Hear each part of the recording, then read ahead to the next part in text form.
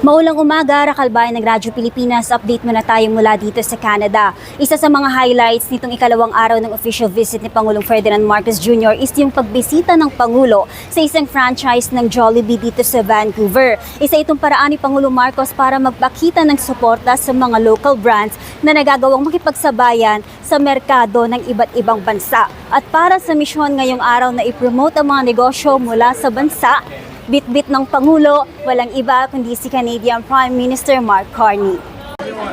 Ngayong araw, partikular na pinaglaanan ng panahon ni Pangulong Marcos ang pagtungo sa kauna-unahang franchise ng Jollibee sa Vancouver. Ang branch na ito, pagmamay-ari ng isang Filipino-Canadian na sumasalamin sa lumalagong negosyo sa pagitan ng Pilipinas at Canada. Plano ng korporasyon na ibaba pa sa 85 iba't ibang lokasyon sa Canada ang kanilang franchise na nangangahulugan naman ng mas maraming trabaho para sa kapwa Canadian at mga Pilipino. Nangangahulugan rin ito ng mas maraming export para sa Philippine-made products at magpapalakas pa sa export services ng Pilipinas. Sa pagbisita ng Pangulo, katabi pa nito si Jollibee habang umu-order, bagay na kinaaliwan ng mga customer. Ipinakilala rin sa dalawang lider ang menu ng Jollibee na ang ibang pagkain wala sa Pilipinas. It's actually our chicken sandwich.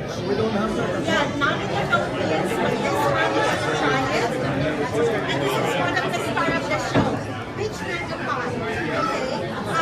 So we actually manufacture this in the Philippines and we export it to Canada. Game na game rin na nakipagkamustahan ng Pangulo at nakipag-selfie sa Filipino crew ng fast food chain.